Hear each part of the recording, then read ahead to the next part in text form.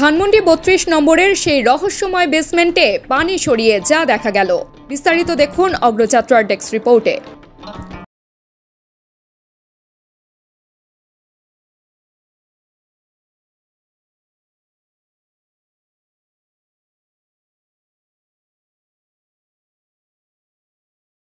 ধানমন্ডির ৩২ নম্বরে একটি নির্মাণাধীন বাড়ির বেসমেন্টে সকাল থেকে পানি সেচ করার কাজ করছিল ফায়ার সার্ভিস।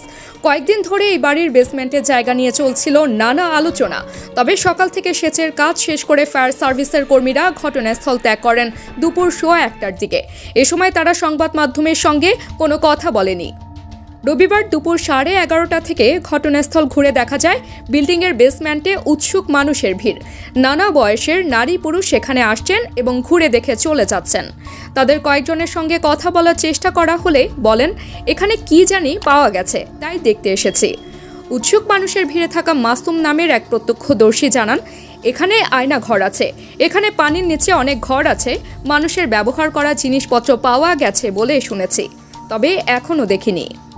ওই বিল্ডিংয়ের যে জায়গাটি ঘিরে এত আলোচনা, সেখানে নেমে পানি সেচের কাজ করছিলেন একজন তরুণ শ্রমিক।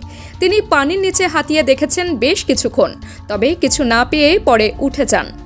যাওয়ার সময় তাকে জিজ্ঞেস করলে বলেন, নিচে কিছু নাই, এটা লিফটের জন্য জায়গা করা বলে মনে হচ্ছে। গত ৫ ফেব্রুয়ারি সাবেক প্রধানমন্ত্রী শেখ হাসিনার অনলাইনে বক্তব্য দেওয়াকে কেন্দ্র করে প্রতিবাদ স্বরূপ ৩২ নম্বরের বঙ্গবন্ধু শেখ মুজিবুর রহমানের বাড়ি গুড়িয়ে দেয় বিক্ষুব্ধ ছাত্র জনতা।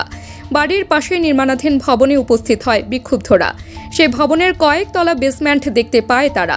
তার মধ্যে ২ তলা পর্যন্ত নামতে পারলেও পরবর্তী ফ্লোরে পানি দেখা যায়। অনুমান করা হয় নিচে আরও কয়েকটি তলা রয়েছে। তবে দুপুরেই পুরো বেসমেন্টে সরেজমিন দেখা যায়। বেসমেন্টের প্রথম তলা শুকনো থাকলে দ্বিতীয় তলায় পানি জমে আছে।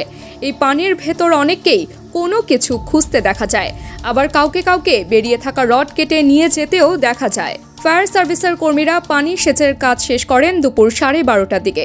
জানতে চাইলে তারা কথা বলতে রাজি হননি। তবে নাম প্রকাশ না করার শর্তে একজন কর্মী জানিয়েছেন, এখন পর্যন্ত তেমন কিছু পাওয়া যায়নি।